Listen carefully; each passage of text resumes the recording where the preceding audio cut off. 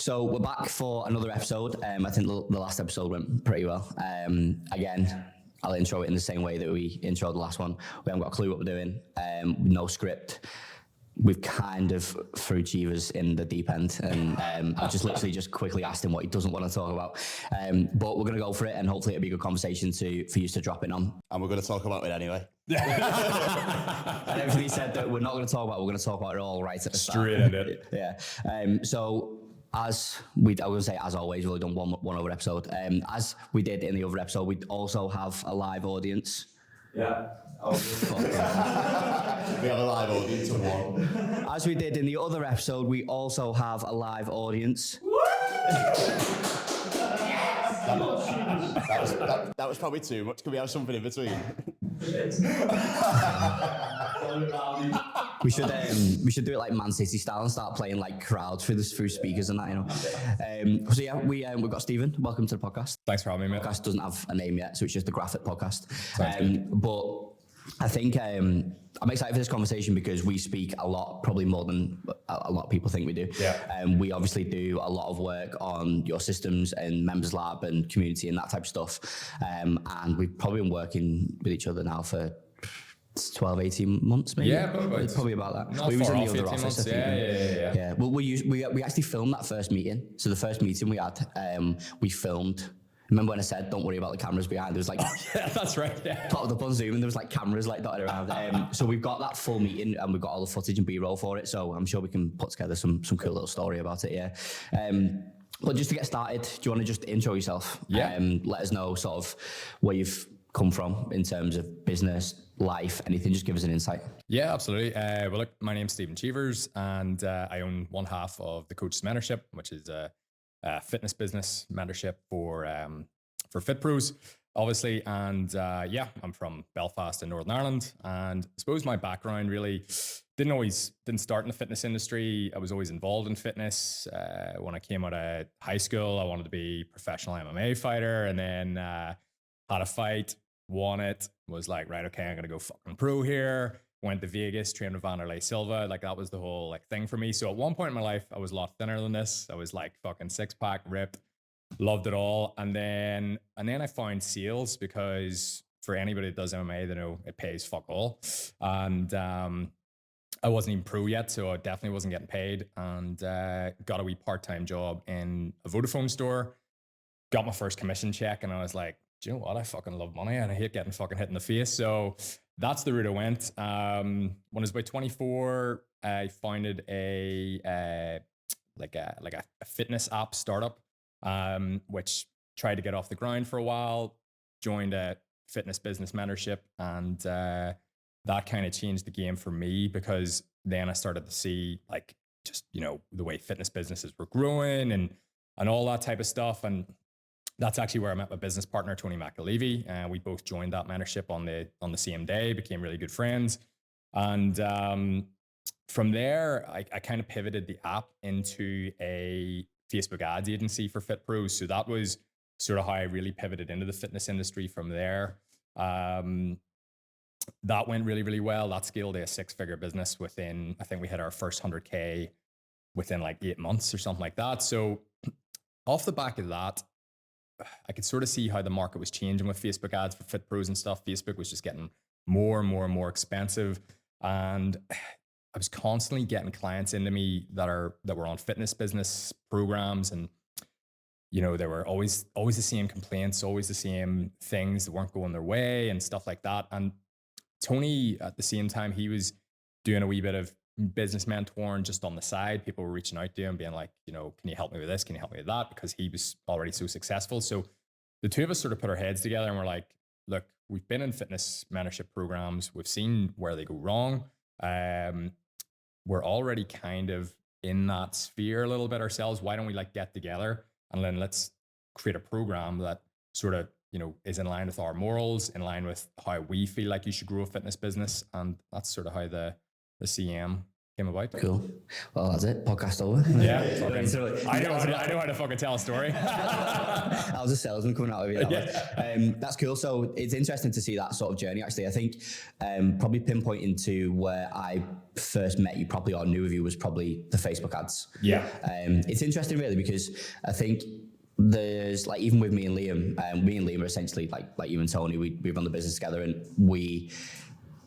I'm technically like not the fitness person, you're not the fitness person, Liam's the fitness person, Tony is the fitness person, and there aren't many other sort of business partnerships or brands we work with that sort of have that combination. It's generally just all fitness. They've been a coach at some point, or they've worked in some kind of fitness business. So that's what's always interested me about you, probably you knowing that you've sort of walked the same path that I have. You've almost got one foot in each camp. You've seen just as much as being outside the industry as you have in the industry. And I think that gives you a different perspective. Would you say you've like benefited from that? I think I definitely benefit from that. Like absolutely. And that's actually something that Tony says all the time to our clients, is that, you know, listen to Stephen here, because he actually knows about business and he's not a coach. Yeah. You know, so like, you're coming to me with, you know, these business problems, and he's like, I'm the coach side of things. Like, I'll tell you how to cut a guy to, you know, whatever. I'll tell you how to get a guy on stage. I'll tell you how to do this. I'll tell you how to do that. But like, when it comes to like systems and sales and business and stuff, like, Stephen's the guy. So that we have like a really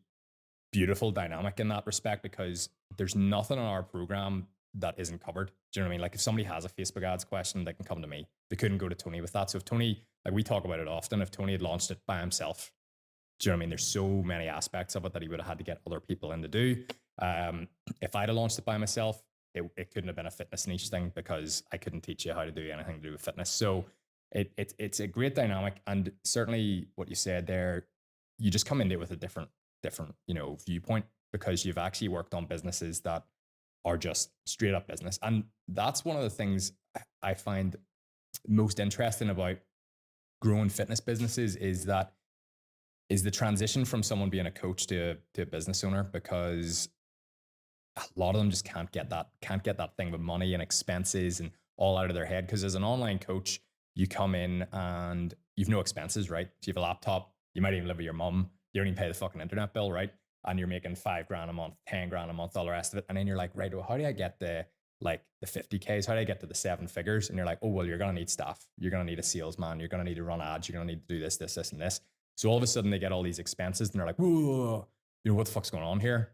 And I think it's having that perspective of being in businesses where you've needed to do that, and you can say, no, this is how it actually works. Yeah. It's just completely different. It is almost like the fitness industry is almost in its own bubble, isn't it? Yeah. Like, I think it benefits a lot from that, because it sort of has a different way of doing things, and it becomes very lucrative because it's so fast paced, and the entry level to get into the fitness industry is pretty low, like, versus but the reward to being in the fitness industry is massive, which you would expect the barrier to entry to be really high, but it's not. It's really low. Like, you can come in pretty much unqualified.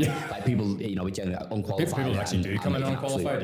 Absolute fortune. When I started, it was, if you were in shape, you could be a coach. And obviously the stuff, there's a lot of dynamic now around, like, should you be in shape or not? It's another question, another episode probably. Literally, if you were in a gym and you were in shape, the person knew. Like, that's pretty much how I got to it. I started going to a boot camp, was pretty fit, could sort of, I knew way around the gym, and he was like, oh, we need a PT, John, do I be a PT? And I was like, yeah. I remember that. It was like a gym pop boot camp. Yeah. Because basically, just for anyone that needs context, that me and Liam have known each other for a long time before that. Like, you know, it's a small town where everyone knows everyone, played rugby together and stuff like that. And it was transfer. It was Dom's gym that we're talking about, and there was like a gym pop boot camp, and like Liam was there just like doing like dips with like fucking 40 kilos on him or something like that. And it was very clear that you were sort of like head and shoulders on that trajectory. Like. Maybe it was a planned thing, just going in there and just like. Yeah, well, I remember that. Oh, you want a PT? Oh, okay. But yeah, that's. I think, like I said, I think it benefits a lot from that, and like you said, it is a bit of a discussion in itself on whether people need to be in shape and don't need to be in shape, and how you become a PT and do you need to be qualified. And I think like for us, like, we've got clients that are in ridiculous shape. We've got bodybuilding clients. We've got clients that do the sustainable fat loss thing, which, you know, as you said, you could do another podcast on whether that's the right aspect or not. The one thing that we always try to hammer is you just need to walk the walk. So, you know, you don't have to be in ridiculous shape. You don't have to be walking around 8% body fat all year round to be a PT. You don't have to be walking around 8% body fat to be a good coach. But you do need to have done the journey. Like one thing like we're very big on is you can't be a hypocrite, right? So that would be like me telling somebody how to run Facebook ads. I've never ran a Facebook ad. Do you know what I mean? You're a hypocrite then, right? In the same way, like if you've never lost 20 pounds, like who are you to coach somebody how to lose 20 pounds, right? So that doesn't mean you have to be in shape. In fact, you can actually be completely out of shape. But as long as at some point in your life you can document, like, I've actually done this, I've done this journey, then I am qualified to also run you through it as well. I think there is certainly, hopefully not as much of it, but you know, you will get people that just see the money now. They're like, oh, I'm gonna be a fucking coach now. I'm gonna be an online coach because I want to make 10K a month. And like, they've never fucking done a transformation. We'll unpack that a little bit actually, because I think me and Liam have been quite frustrated by that, probably most recently. For us, it's more a situation where we would be working with a client, a mutual client of maybe like a mentor or something like that, or just anybody really, another service provider in the industry that give advice. Their job is to give advice. We're the people that they then come to execute that advice, to build a strategy around it, or whatever it might be. And sometimes it's like night and day. Like within seconds, you can tell whether that person that's giving the advice has actually done it themselves, because there's no context. Like Liam spent 40 minutes. I'm sure you can tell the story better than I can, but Liam spent like 40 minutes the other day picking apart like a meeting recording of like some like systems that literally didn't make any sense. Like we just had to rebuild anyway because there's no context behind it. And that it's a really important topic, because I genuinely believe what you just said there. Like I think you really have to have done it to some capacity to be able to teach it, because teaching something, doing something, completely different things. But one thing I'm still yet to be decided on, which I think is a big topic in the industry, is when you've got a lot of mentorships popping up and you've also got that new blend of mentorship / agency now that are also value adding other services on and things like that. How far do you take that in terms of you have to have been able to do it to teach it? Because you then potentially find yourself as a mentor in a situation where a client's doing really well and you've essentially allowed them or helped them grow to the point where you've grown yourself in the past and they're using all your advice. But then what if they exceed that and it's sort of waters you've not been in? What happens then? Like and that's actually like a really good point, because like we recently actually sort of like had that. So like we had done such a good job with a client that they made 6 figures in a month, right? And whenever they did that, like we hadn't made 6 figures in a month, we were like, holy fucking shit. Like now for us, we were like, that's fucking, what an incredible client result, right? And that's really all we care about is the client result. But then, as you said, you start to get into the territory where like, what is the next step for them? And that is where you then need to go, right? Are we, because what a lot of business managers definitely wouldn't do is be straight with a client and say, I can't take you any further, because they want the money, right? So you then have like 2 pathways that you go then. You go like, I can't take you any further, or you then reinvest into your own business and be like, right, how do I actually get myself to the stage and facilitate that? So what we actually did, like the second that happened was like, we've got a business mentor as well. Like business mentorship is like, it's like fucking business mentorshipception. Do you know what I mean? It's like every business mentor has a fucking business mentor. I'm convinced Tony Robbins just sits at the very top of it all. It's got to stomp at some point. He's like the final boss. Tony Robbins is the final boss. So so like what we did was we basically went back to our own mentor and it goes like, this is the scenario, blah, blah, blah, blah, blah.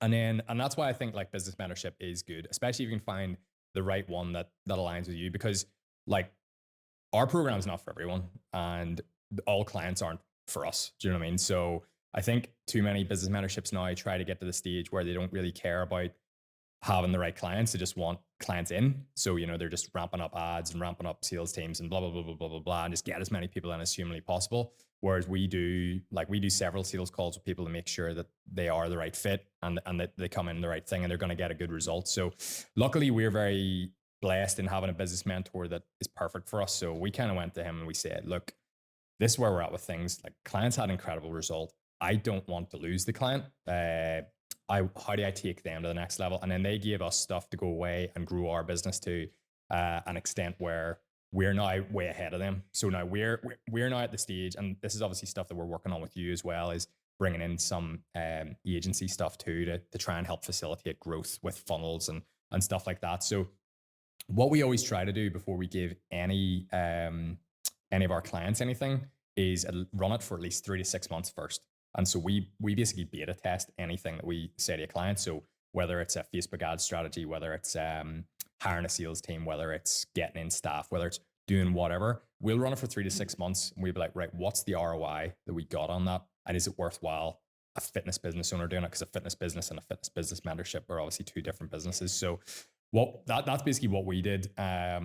We were able to then ramp things up to a level. Like we've had our biggest intake ever in January there, brought in like the most amount of clients we have to date, all great fits, all doing really well so far, which is great. So that was kind of like where we went, right, we fucking nailed this. Yeah, so now here's the next stage. So now we're opening up the next tier, which is obviously, we're going to be talking about a lot of that today, the executive club. We want to launch that in March, and that's for business owners earning over 15K a month that want to get the 7 figures annually. But to get from 0 to 10K and then 10K to even 15K and then 15K to 7 figures, they're all different tiers of service. They're all different things that you need in your business. So we've ran that now for several months. We're now almost, I wouldn't say beta test. We've done the beta, like now an alpha test with a select group of clients. And we're not actually charging them any extra because it's like, we're like, look, we're going to take 5 of you. We're going to run this with you, make sure it works. Then we're going to launch it to the public. And so far it's working really well. But yeah, that's all you really can do. You've really got 2 ways of doing it. I actually did that, believe it or not, with my Facebook ads. Was I had like a really big client, scaled them really far with like an e-commerce service. And then they basically, like, we just sort of came to a mutual agreement. They were like, this, because I was a one man band. They're like, this account's too big for you now, isn't it? And I was like, yeah, don't want to lose you as a client. It's a fucking, give me a testimonial, will you, on the way out? Yeah. Do you know what I mean? But give me something. Yeah, give me something. But like, you know, like it literally became a case of like, I was just managing that account all day. And then my other clients weren't getting like left behind, but I was having to work late nights. I was having to do, so it was just, you know. I think there's so many nuggets in that you just talked about. I think one thing came to mind is, you said it the other day actually, and it's one of, I guess, the issues, or one of the things that we're seeing in the industry is sort of the coach fitting into the strategy and not the strategy fitting into the coach. And you said that the other day, didn't you? And that's essentially what you've just said. It's understanding that not everything's for everyone. No matter how much you want to scale, no matter how much you really want to bring these clients in, no matter, you know, how good you think your program is, whether it's coaching or whether it's business mentorships, it's not for everyone. But I think what a lot of people struggle with, and like just business owners in general struggle with it, is how do you get to yourself internally to be able to get on with that? Like, I feel like there's a lot of personal development that needs to go on for you to be, you know, comfortable to go, all right, that's an opportunity that, you know, has either outgrown me or I just can't take on at the minute. Like, there takes a real sort of maturity and self-development process to get to that. Yeah, well, that's yeah, I would say that's actually like a really good point, because, and it is a huge self-development thing to say, I can't help this person. Because, like, for example, if somebody reached out to us and they were already doing 7 figures and they came to us and were like, how do I do 8 or 9?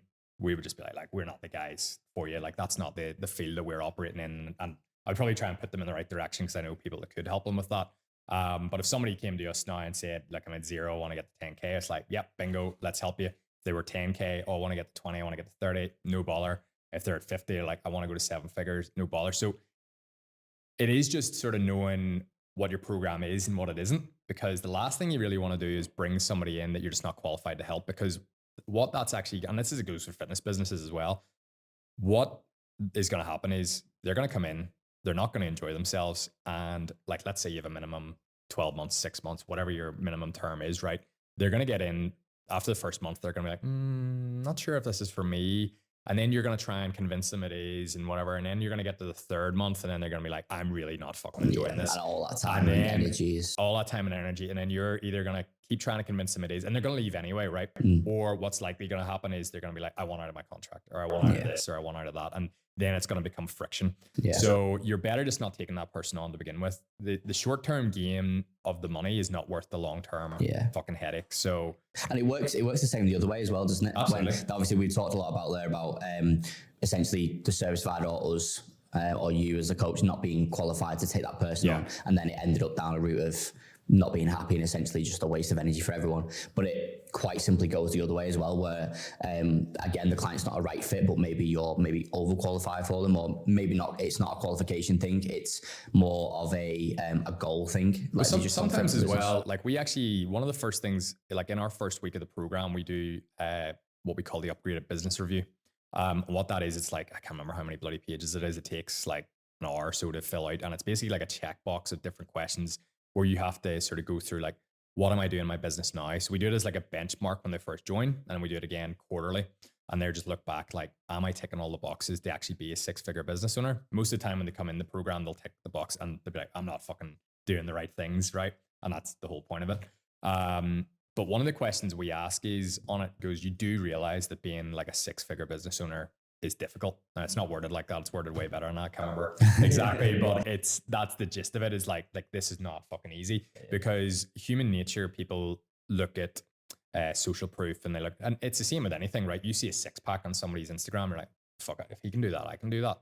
And you can't do it because you don't have the same, like me, I don't know how many fitness programs I've bought over the years, being like, right, the end of 12 weeks, I'm gonna fucking jacked and ripped and fucking other, and then by the end of it, I've lost maybe a couple of kilos, and I'm like, all right, but you know what I mean? Because you just go, if he can do it, I can do it. And it's the same with financial wins as well. You know, you'll maybe get a young coach, he's making 1K a month or whatever, and he'll see social proof of somebody else his age, they've just done their first 10K month, and he's like, fuck, if he can do it, I can do it. Yeah. But he doesn't have the same, you know, like willingness to work, and like he doesn't maybe see that guy's worked 12-hour fucking days, 7 days a week for the last 6 months to get that 10K month. A lot of people think they're going to come in and have work-life balance. And again, that's actually something that Tony especially hammers the coaches when they come into us, because everybody's looking for balance. They want to make the big money and they want the balance. And it didn't come directly from Tony. I think it came from Alex Hormozy and Chris Wills, maybe. It was on one of their podcasts. And they basically said, if you want to be 6-figure business owner, 7-figure business owner, whatever, like you don't get the luxury of balance. You have to do the fucking work. Yeah. And people just don't get that. Like, I mean, like I'll be working to 7 o'clock at night, or I'll be doing this, or I'll not see friends for weeks. I'll not see this or that. And we'll have clients come to us being like, I haven't seen my friends in weeks. And it's like, yeah, that's how it fucking goes. Yeah. And that's the reality, isn't it? Like, obviously we're talking fitness specific in the industry, but that is relative to every business. And I think there's probably not enough people talking about that in the industry, because it doesn't lend itself well for the service providers to make money. Like, it doesn't sell, does it? It's not sexy to sell that way. It's not sexy to say, by the way, this is really hard work and expensive. Do you want to do it? Just don't want to do it. Just don't want to pay us like, 20 grand over a year or whatever. And I mean, by the way, like we're one of them service providers. Like we would be at a direct disadvantage of speaking the truth, but we do it anyway, because you stand by the result that you're going to get in the end, because it kind of ties into what you just mentioned there of, in the end, somebody is going to be unhappy, or somebody is not going to be a fit for something. And if you're involved in that, then you've got as much responsibility as the other person to sort of like pinpoint that to the start. But I think when going into that a bit further, because I would love to just dissect this now and actually sort of break down for coaches that are in that situation now. So if you are a coach, maybe you're a PT, you've gone to online coaching or whatever it may be, and you're sort of at that your initial start of your journey. Let's leave numbers out of it for now. Just that initial start of the journey, and you are seeing these people sort of in the lights earning this money. How do you figure out if that is actually what you want to do? Yeah, so I suppose the best, like what I would always say to people that, like we'll have people that come to us, for example, in the DMs, and they'll maybe ask a lot of questions before they'd even book a call or inquire, they'd be, like, oh, I've seen this person say this, I've seen this person say that. The first thing I would narrow down to is stop following 10, 20 business mentors and find the one that actually speaks to you the most and follow that one. So if that means you unfollow fucking our page, then unfollow it. That's fine. There's no point in you following 20 different people giving 20 different pieces of advice, because I've been in multiple business mentorship programs, both fitness and non-fitness, and they're all different. They're all ran differently. They all have different concepts. Like some of our direct competitors are maybe charging 3 times as much per month for us, sometimes more, but they're offering a completely different service. They're getting maybe the same outcome, which is a 6-figure business or a 7-figure business or whatever, but the way to get there is completely different. Okay, so some of those guys, you're coming in, like I remember bumping into a guy on the way out of the gym once, and he goes, oh, you're Stephen Cheevers, you work with Tony McAlevey, you guys do this whole thing. And I was like, yeah. And he goes, how are you? He goes, yeah. He goes, I goes, well, he goes, can I speak to you about the program? And I was like, yeah, like not here. Like, let's talk over Instagram or whatever. What's the situation? He goes, oh, well, actually, like 2 or 3 months ago, put all my money into this program with such and such. It was a guy in America. And I was like, how's that getting on for you? And he goes, well, not that great. Like, what he basically said, his whole concept is sell a high ticket program at like 1,500 for 90 days, and then take the 1,500 and put it back into Facebook ads, and then get another 1,500 sale and put it back into Facebook ads, and basically just reinvest all your money into Facebook ads until like it just compounds. And I was like, what the fuck? Yeah. And I was like, how's that working out for you? I've never heard that before. Yeah. I'll tell you off camera who that is. But yeah, so that was that business mentorship's whole shtick, which is not ours, right? So there's no point in listening to that guy on Instagram and listening to what he's telling you, and then listening to us on Instagram, because they're two different things. So if you're this young PT and you're like, right, like this is the way I want to do things, I want to go online, I want to have a 6-figure business, find the person that resonates with you the best. Doesn't matter who that is. Okay, maybe narrow it down to 3, but no more than 3, right? Narrow it down to what they're saying, and then, look at the results. I think sometimes you need to not look at like the crazy results too, and look at like the more reasonable results. So we always try to post a mixture of social proof on ours. Like we'll like one day it'll maybe be like, this guy's had a 25K month, and the next be like, this person's had made 100K in a month. But then the next one might be, this guy's had his first 5K month, because that's still a big win to that person. Somebody going from 1K to 5K is 5x in their income. Do you know what I mean? Somebody going from 5K to 10K is actually doubling their income. So the bigger picture is really needed. The bigger picture is needed. You need to sort of narrow it down to, who do I like the sound of the most, in terms of like, do their morals match mine? Does, the concepts match mine? And the other thing is as well, there's definitely become like a problem in this particular industry and market. Like I would say that we are very moderately priced. We could definitely charge a lot more for our service than what we do right now. We've tried to price it at a scenario where it's affordable to as many people as possible, because like one of our best clients, Daniel Dargan, one of our best success stories, like he said, like when we look at price, I would say to him, whenever you came on board with us, would you have paid this? And even like recently, like, well, we don't put the price up often. We put it up at like the end of last year. And he said, that's probably as far as I would go with it, because I wouldn't have been able to afford any more than that. And we went, right, that's cool. That's where we'll keep it then, because I would hate to not be able to bring more people like him onto the program because I've priced them out. So the problem that I see a lot now is people in his position not going, I can't afford that. And instead going, I'm going to take out a fucking credit card. Yeah. I'm going to take out a 20 grand loan, and I'm going to buy a 20 grand business mentorship program.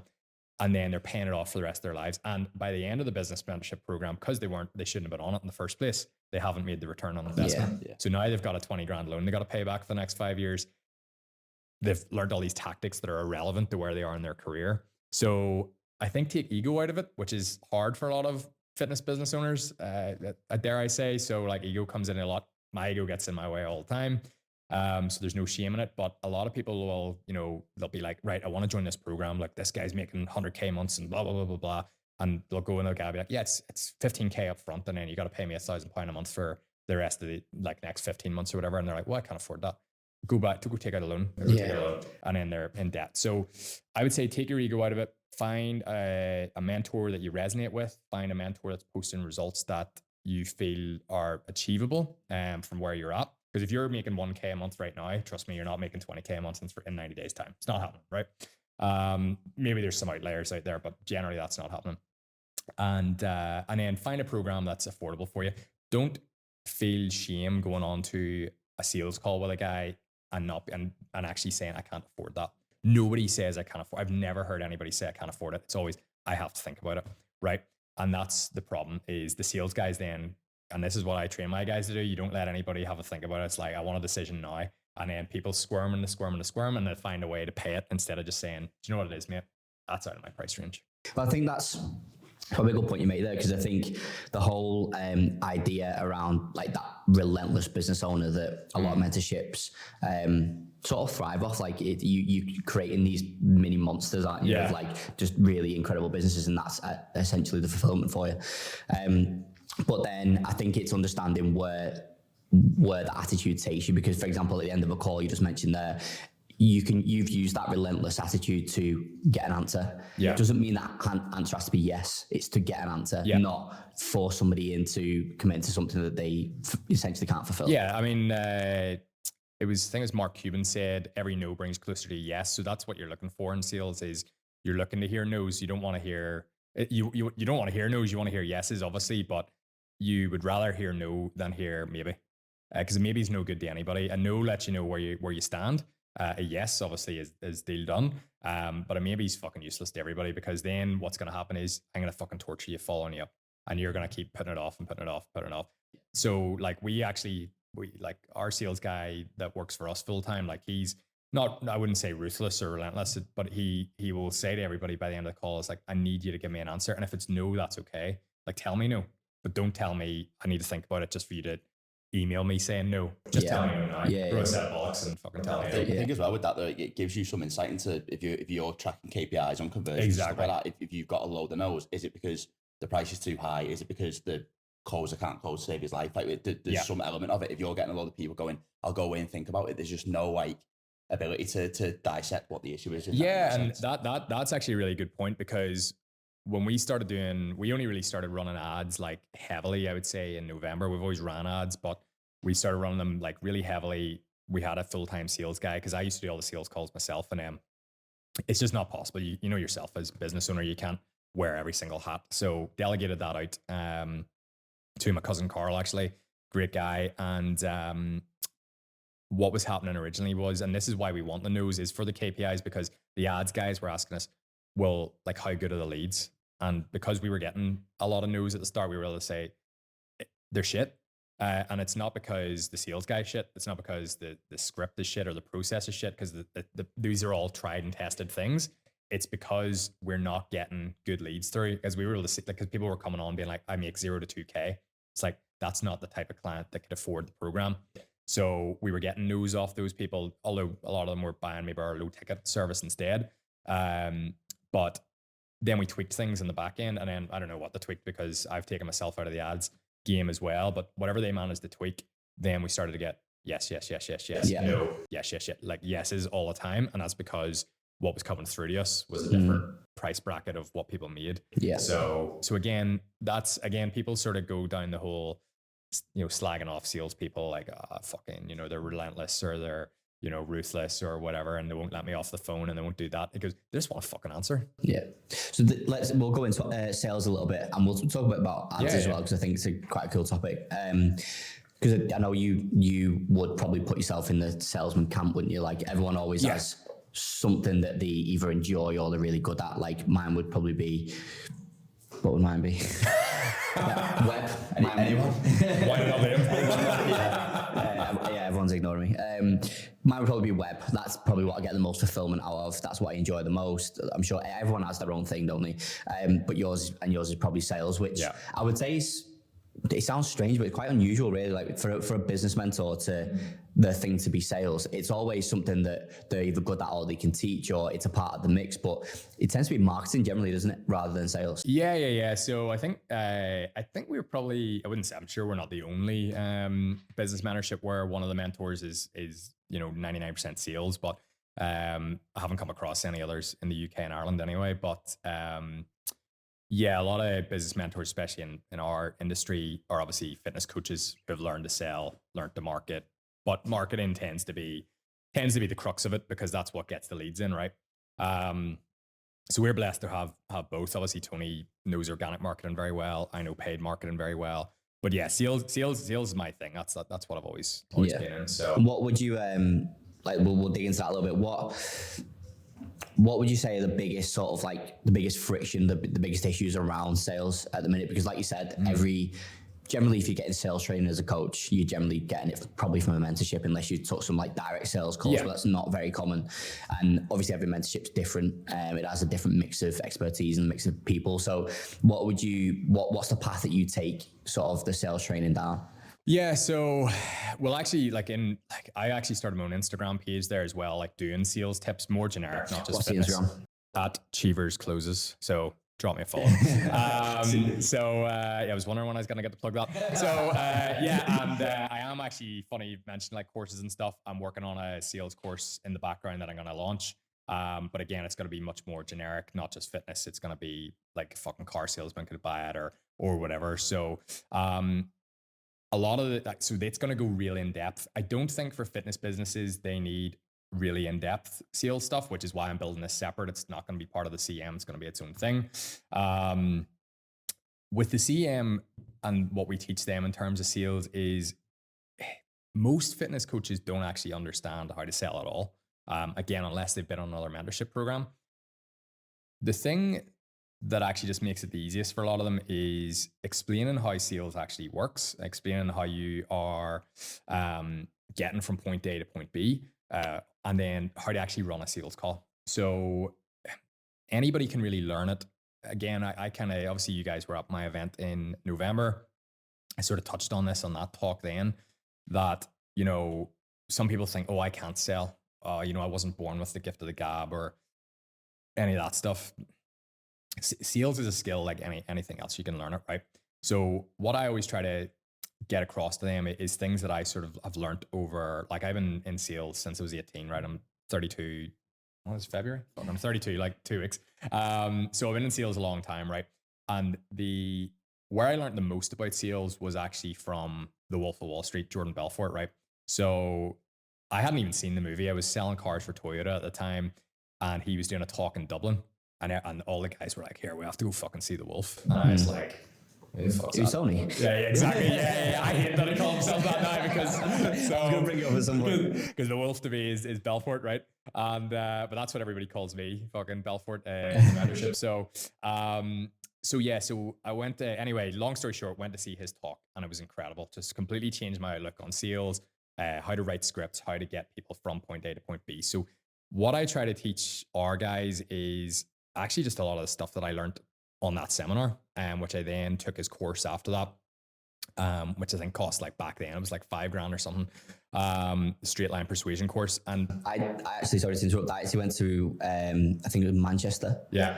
It was a good few years ago, but I went to the Manchester one, and I actually fell asleep in it. But I fucking hated it. And that probably has a direct impact to my sales ability right now. But yeah, I was hungover and a bit like that. But Can't get time for first sales call, just goes. I learned that from Wolf. Just says the fucking thing. But just to sort of, the reason why I actually brought that up, not just to interrupt to be rude, there was a lot of little nuggets in there that I remember that I've probably not seen that often. From that. And I think for me, it comes down to like, he's an out and out salesman. Yes. Like there's a difference between having to be or being an out and out salesman and having to sell. Yeah, there is. Like, there's such a big gap between that. Yeah, so I would call myself an out and out salesman. Like that's what I've done, like basically my whole career.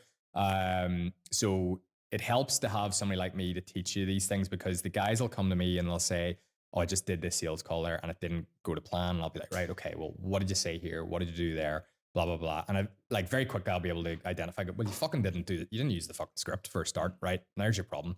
You didn't do this. You didn't fucking tee this up. You didn't do that, right? The biggest thing that I learned from Belfort that I teach to all my guys, and it's one of the first trainings we ask them to do. So it's called Sales Call Masterclass in our lab. And I'm very upfront about it. I didn't invent this. This came from Jordan Belfort, and it's a straight line system. And it's where you go from A to B. So A is, hello, how are you? B is, thanks for the money, right? And there's a straight line. And what you want to do is you want to keep clients on the line. So what they're going to do is they're going to try and take you off the line. So you may be talking about fucking golf, right? And you're like, oh, you play golf? I play golf too. Where do you play? I play it down fucking whatever. All my handicaps, right? This is just you going off the line, right? You're not talking about the sale anymore. And then your job is to get them back on the line, okay? So there's a difference between building rapport and chatting shit, okay? And you need to build a bit of rapport so that you just trust each other, you know each other, you like each other, but you need to keep them on the line. And that's what I teach the guys to do, is just keep them on the line. And that's what the sales script that I give them is designed to just keep the client on the line at every stage. Now, you will get over talkative clients who'll, you maybe ask, what's your goals? And then they want to talk 20 minutes about what their fucking goals are. And you're like, right, okay. Like, that's great, but like, let's keep to it. So I teach them tactics to get people back onto the line constantly. And the script's designed to do that. So the biggest thing really is fitness coaches, they don't know how to sell. we'll teach them just a very basic system that is good enough for what they need to learn. And then over the time, what we'll do is we'll refine it and make it better and make it better. So we've multiple sales trainings, but the first training that we give them is just like, right, like dummies guide to sales. Okay, so here's your script. I just need you to fucking read that. Yeah. And then read it and read it and read it and get better at it. But probably the biggest, I would say, problem that they have is that at the start, they don't practice it enough. So whenever you get a script, you need to know it. You need to revise it. It's like getting ready for an exam. You need to like, what you don't want to do is read off a script while you're on Zoom to somebody. Yeah. Do you know what I mean? You want to actually just know it off the back of your hand, and you want to know your objection handles off the back of your hand. So somebody might say, I need to think about it. What most people do is shit their pants and go, oh yeah, that's okay, no problem. That deal's dead, right? Because the second they got off the call and they haven't bought, they're not coming back to buy. I would say less than 5% of people that say, I'm going to think about it, come back and buy. So that's why a salesperson who's an out-and-out salesperson, as you sort of said there, will not let you off the call because they want to hear the word no, because you're just wasting their time at that point. Nobody doesn't buy on the day is coming back to buy generally. So yeah, it's just wee things like that.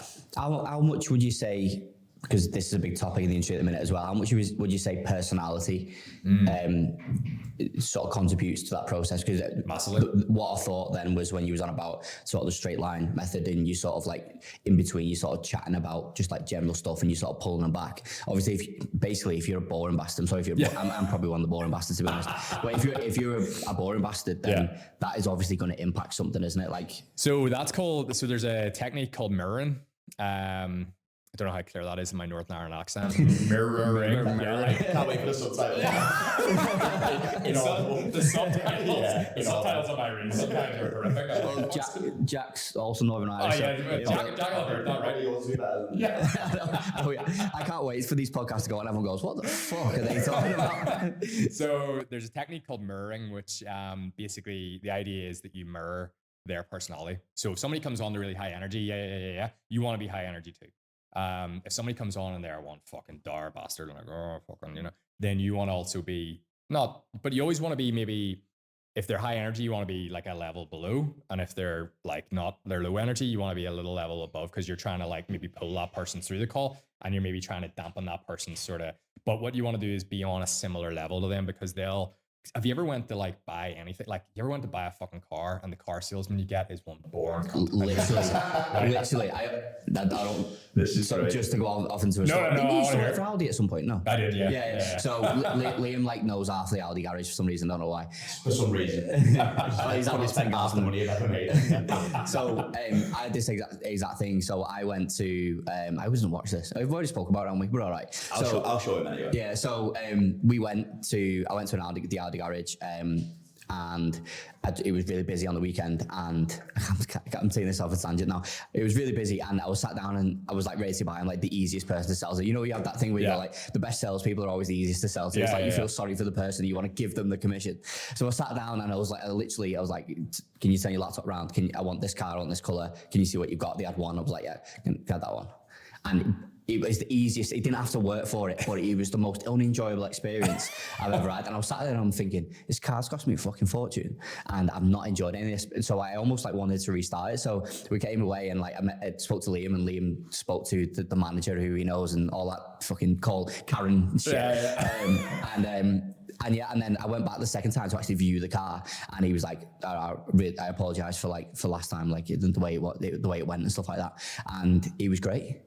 But that experience between the two was night and day. Like I came away the first time not being happy with the experience, came back, he sort of entrusted a little bit more faith, and then I was happy. But no, that's a real life example of what you just mentioned. It's a good example, because I think even Belfort on one of his podcasts said the same thing. Like, he went down to buy, like, he was just going to, there's a difference between like shopping for a car and you're going to buy a car, right? Because you're sort of in your head goes, I want to go and buy the Audi. Yeah. You were there to buy it. He just needed to facilitate it. I literally pointed at the one that I wanted. Yeah. So like Belfort on one of his podcasts told a story about, I can't remember, it was like a Bentley or something, like some crazy fucking like expensive car, but he was just going to buy it. He wasn't actually going to like fucking mess around. He wanted to buy it. Went down and got a sales guy who was just like, oh, you're fucking blah, blah, blah. And he said he sucked so much fucking joy out of him. Yeah. And like, he goes, I just wanted a good sales guy to like fucking give me a bit of, just fucking sell to me a little bit, and I'll buy the fucking car from you. And I ended up not buying the car because he was like, the sales guy ruined the experience for me. So, and then I went and bought, like, went to another dealership for a car I didn't even want. And the guy was so good. He was like, fucking bought it. You know what I mean? So those things happen all the time. So, and I used to see that in car sales, like flat out. You'd have had like, every sales guy had a different personality. Like I was always like a high energy guy, like laugh, like apparently I have like one of the best fake laughs, like, and like the Audi show, I don't know, the one you went to is like one of the ones with like the track down the side, like the big open air ones. No, the one in Belfast is basically they've designed like a racetrack where it's fucking open air. So like the admin team, like miles away, can hear the sales guys, like it's fucking echoey. And they said just like, you'd know when I was with a customer because you just hear, ha, ha, ha, ha, because I'm just like laughing and everything. And they're just about to get paid work. Yeah, exactly. That's fucking Cheevers again. So that's, you know, if I got some guy in who was like really boring, like that's not how you want to take that guy. So yeah, so to go back, I suppose, there originally what we were talking about, like that's the technique anyway. It's just trying to mirror somebody, but personality definitely has a lot to do with it. Like I think people that have a lot of charisma are certainly better salespeople. I think if you have no charisma, you will struggle with sales. And then that's maybe why if you are a business owner, you would maybe then delegate sales earlier than what you would normally do. Ideally, I would say the founder should be the salesperson to the point where they can't physically do it anymore. Where it's like what I had, where I was like, I can't fucking take 5 sales calls a week and also run the business. Had to delegate it out of necessity. If you're sort of capped where the problem is not the lead flow, the problem is not like time, the problem is actually you're just so shit at it, then you should maybe delegate it a wee bit early. So personality definitely does come into it. I think you can get by so far with it, but if you really want to grow and scale, you do need to actually be good at it. And sometimes doesn't matter how many courses you take and whatever else, like you just don't have it. But it's the same as anything, right? Like, I mean, you could fucking practice football 12 hours a day every day. Shit. And like, you know, fucking Messi gets out of bed and he's fucking best player in the world. You know what I mean? Like different people have different skill sets and it's the same thing. I want to dig into that a little bit more because I think, again, I'll always pull things back to, I guess, observations and issues as such, not necessarily issues, but observations in the industry that we see to try and give advice on that. And one of the biggest things that we see all the time is obviously when a coach is growing and they get to a point where they need team and they need to bring people in on different things. I think naturally, a coach will try and follow a blueprint of what they think they need. So they need a salesperson, they need a web designer, they need an editor, they need a copywriter, they need these people.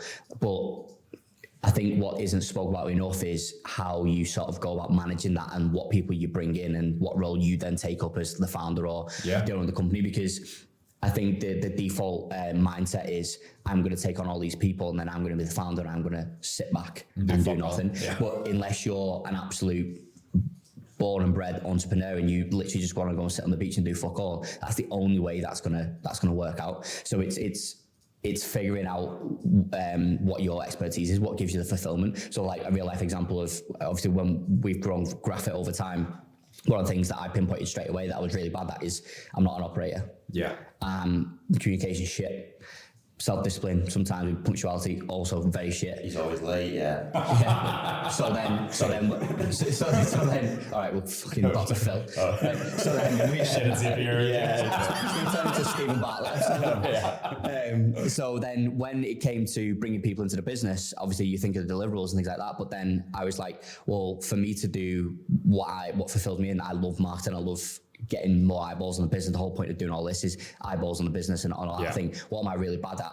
All them things. Okay, well, what do I need to find?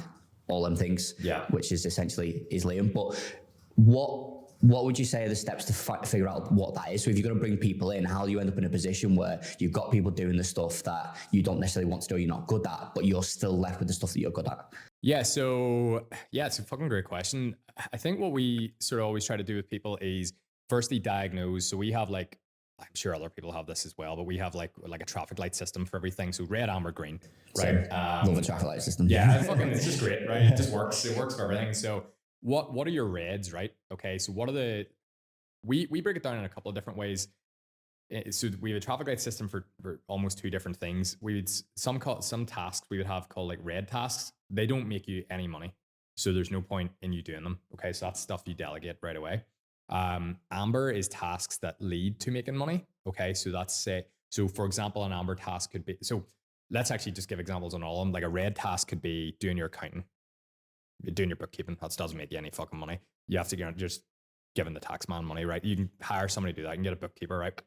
An amber task could be doing the DMs, which books calls. Okay, doesn't directly make you money, but it's leading to making you money. And then a green task is actually doing the sales call itself, right? Okay, so that's closing the deal, right? Okay, so what you want to do first is delegate the red tasks. So things that are taking up time that don't directly make you any money. Okay, so a lot of that stuff's going to be, you're going to get VAs. So VAs are generally your first hires. They're not even real hires; they're contractors, right? You're just getting them in for X number of hours a week. Take your paperwork, take your admin off you, all the rest of it. Then you want to look at your amber tasks. So again, a VA could manage your DMs for you. Okay, a VA could pretend to be you in certain scenarios and whatever else, right? You got to train them up. Obviously, you're not just going to be able to fucking do it. And you maybe want to still have like a little bit of a like dip in and out of that type of stuff. You don't want to just get rid of it completely, but that's the next thing. Then your green tasks, right? So this is when you sort of go back to, what you were saying there is like, when is the right time to do it and stuff like that. The green tasks you want to do yourself for as long as possible, but there will come a time where you're going to need to grow and scale where like the likes of sales calls are delegated out. And then I say, what is the stuff that gives you fulfillment? But this is something that I think a lot of business owners don't really look at as well, is it's not necessarily what can I do that gives me the most fulfillment, or what can I do that, if I want to sit on the beach or whatever. Sometimes you need to, there's fucking ice cream van. Are we getting ice cream here? Who's got fucking Sam? Fucking 99, please. Right? That's actually the Butty van. Oh, the Butty van. So in a minute, in approximately 25 seconds, we're going to lose the live audience to the Butty van. But yeah, so anyway, back to that. So then basically you have to look at like what actually grows the business. So I feel like businesses get so far. The one thing that you're going to need to constantly be is the face of the business.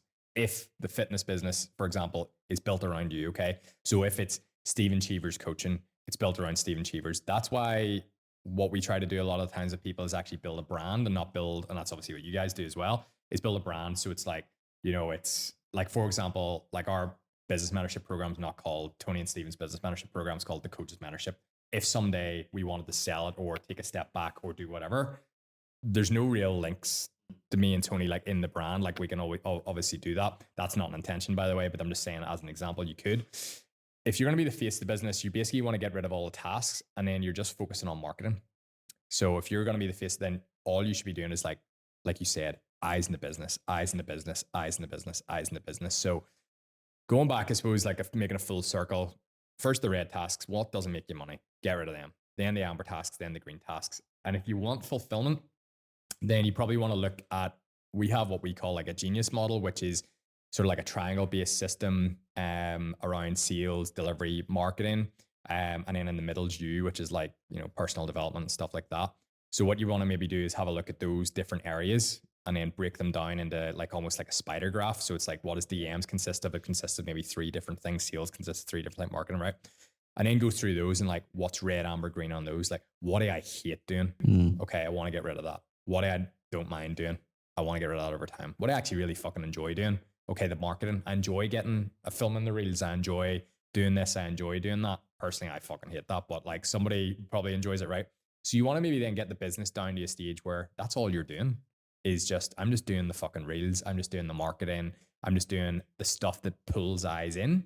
And then I have a team of people that manage the leads, convert the leads, and maybe even deliver the service. So I guess the sort of underlying message there is it's push and pull, isn't it? Like there's going to be points in the journey where you're going to have to do stuff that you don't enjoy, absolutely, and then you got to move to stuff that you do enjoy, and then maybe even have to go back to doing things that sometimes things don't work out, and you're going to have to go back and do stuff that you don't enjoy again, and then it's push and pull, isn't it? And obviously the end goal is to get to somewhere where you've got full fulfillment and you're doing exactly what you want to be doing. But just to play devil's advocate on that, because I know, again, this is a common sort of misconception.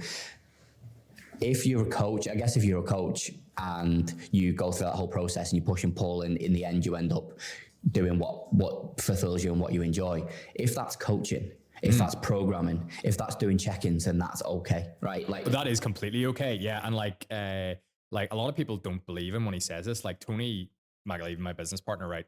He's got fucking 600 odd thousand our Facebook followers, 500,000 odd Instagram followers, whatever, right? He still programs and does all his coaching on his one-to-one service.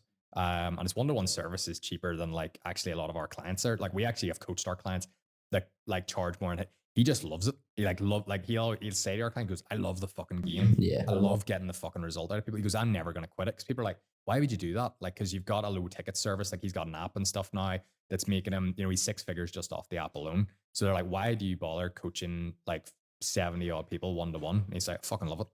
He goes, I fucking love it. He gets the fulfillment out of it. He loves it.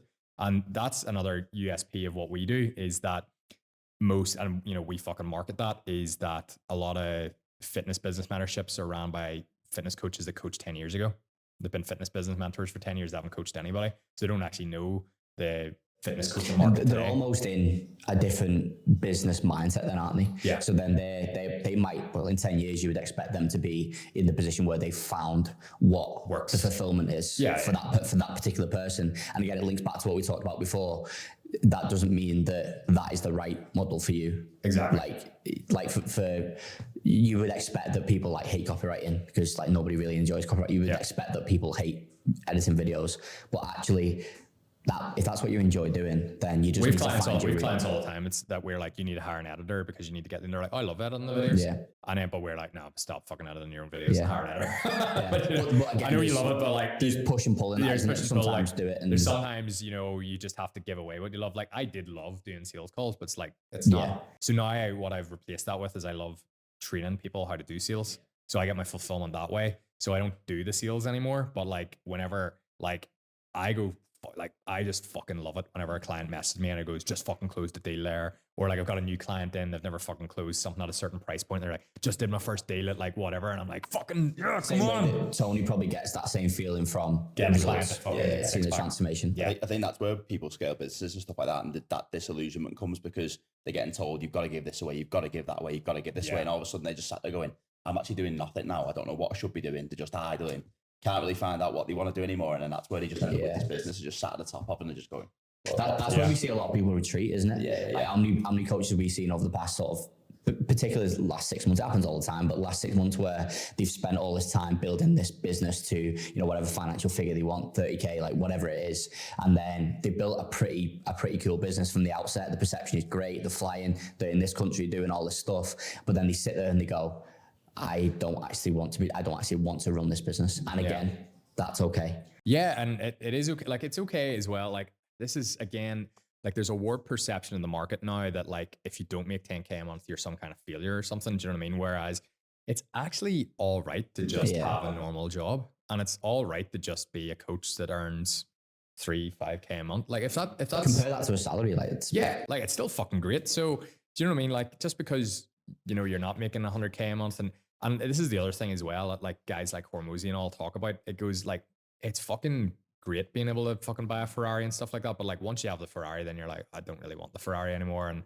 I'd rather, you know what I mean? Like Tyson Fury's talked about it a lot, hasn't he? Where it's sort of like you get to like the pinnacle of what you expect, and the next day we spoke about it for financial goals, haven't we? I had it this time last year. We did a record month this time last year in Feb, and I was so like hell bent on. I was probably like Wolf of Wall Street into it.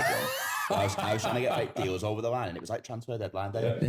I'm like, yellow tie on. Yeah, I'm like, but we are coming to work tomorrow. So if they don't sign up today, it's not the end of the world. Yeah, but I was so sort of hell bent on us doing well. And we did a record month, and it was good, and it's I don't mind it. But I literally woke up on March 1st, and I just started crying. I was like crying.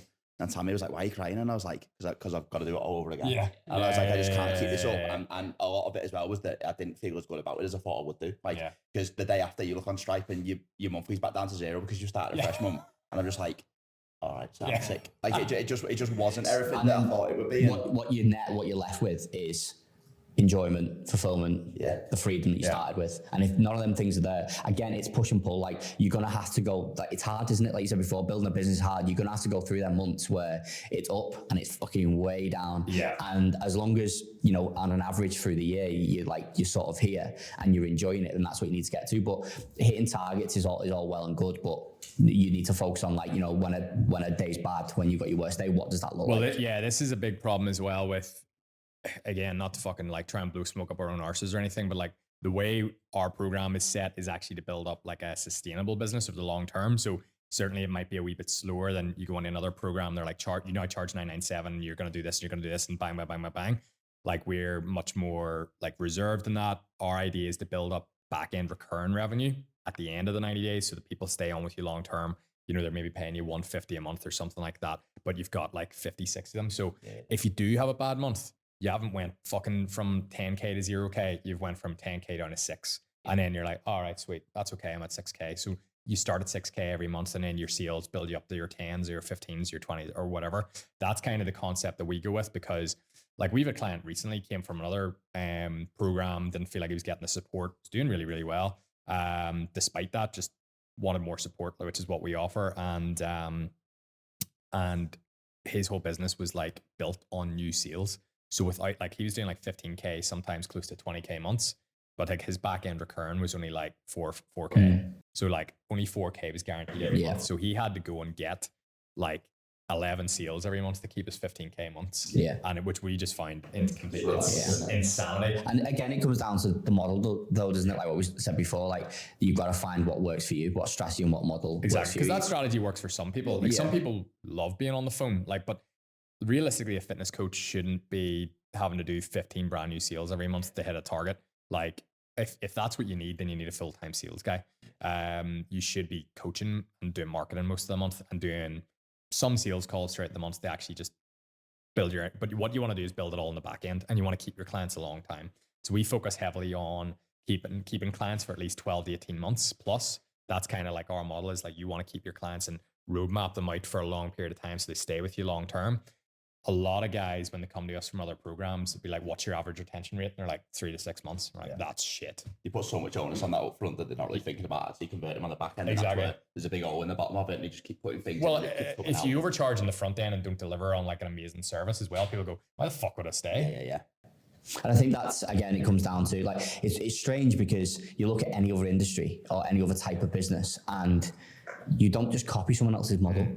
Or not copy, maybe not is not the right word, but you don't just sort of regurgitate someone else's model because it works for someone else. Like us as an agency, for example, we have never looked at other agencies and gone, oh, that model works, so we're just going to do that. Obviously, at the start, you're sort of figuring things out and you're trying different things and whatever, but we have essentially tried and tested things to figure out what our model is.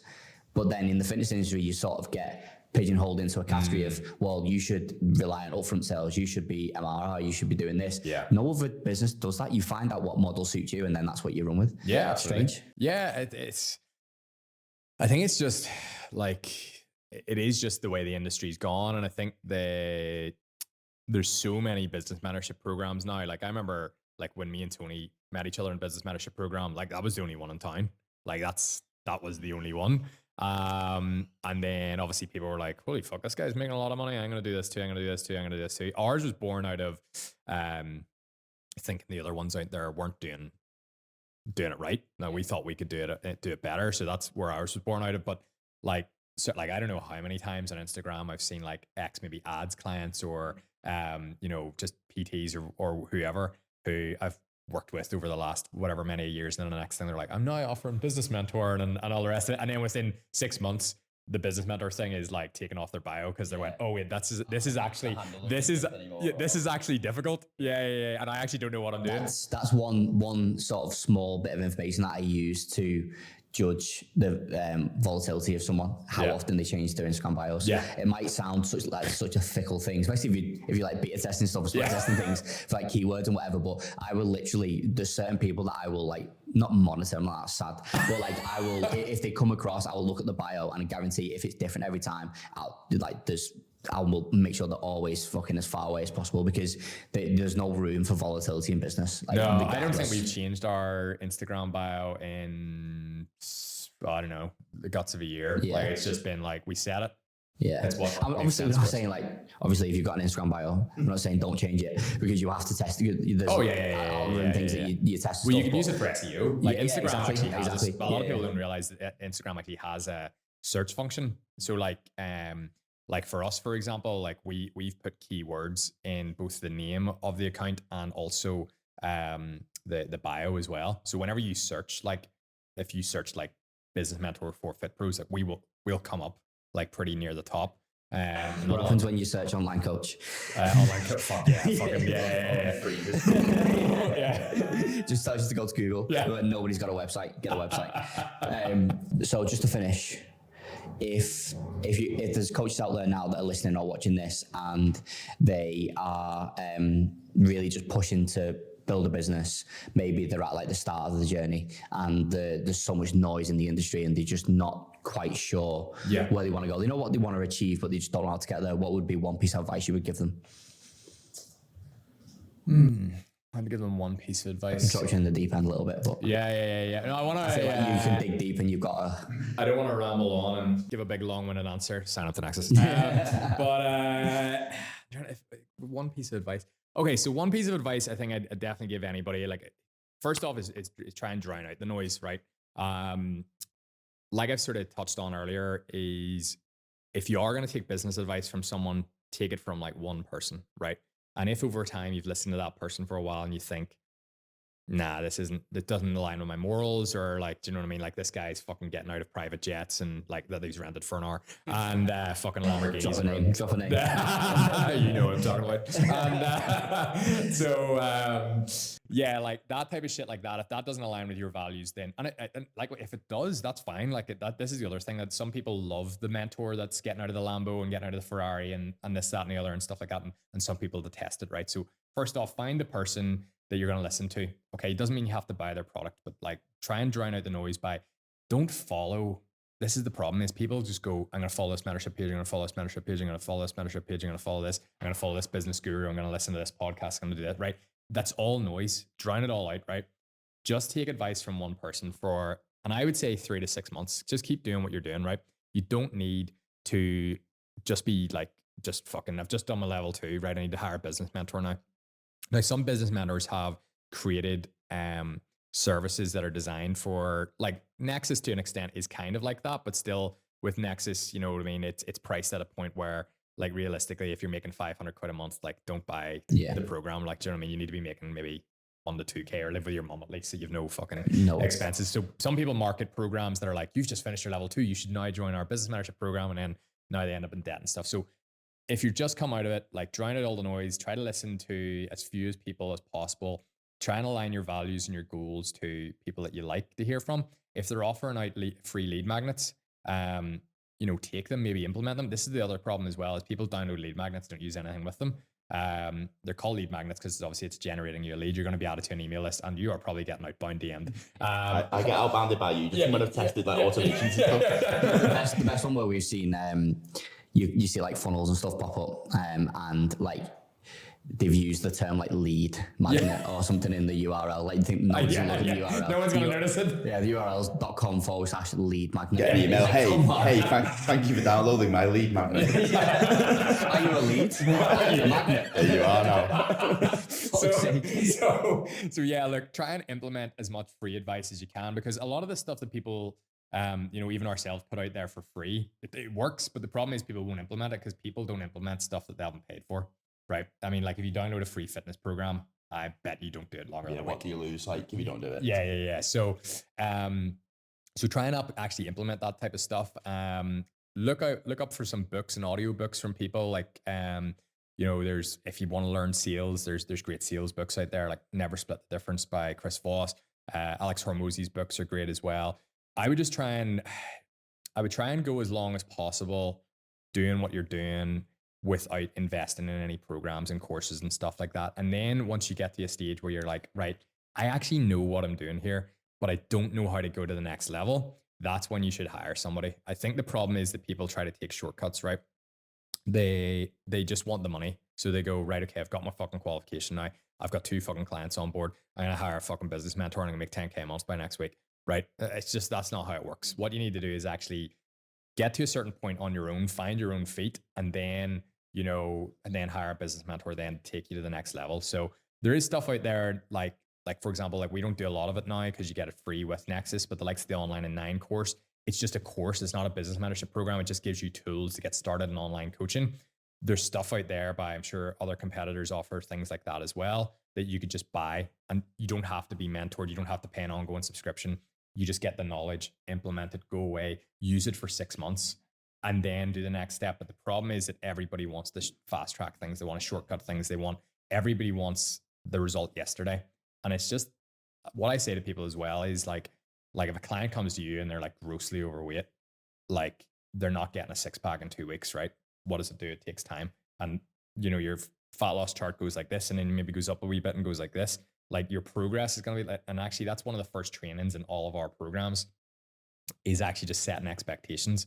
It's like, right, by the way, what's going to happen is you're going to get these lead gen tools that you've never seen before, used before, right? And your income's probably going to do this on the first month. And then actually what's going to happen is you're probably going to do this for a bit because you're going to plateau because you have other stuff to learn and you don't know everything. And then after a while, it's going to go like this. But then I actually rub it all out and go, see, to be honest, actually, it could just go like this for you. And then it could go like this. Yeah. Do you know what I mean? Or actually, and I actually am upfront with people. I goes, this might not be for you. And you might actually just, and do you know what I mean? So that it's just trying to, as you said, drown out the noise, align your values with somebody that you feel like you can trust as well. I think trust is a big part of it. Like if somebody feels untrustworthy, whether they are or not, is real. If you get a feeling in your gut, like, I don't like the cut of this guy's jib, then, don't work with that person. But yeah, stop trying to fast track everything. Like especially if you're 22 years old or 21 or 18 even, like you can get a qualification at any age now.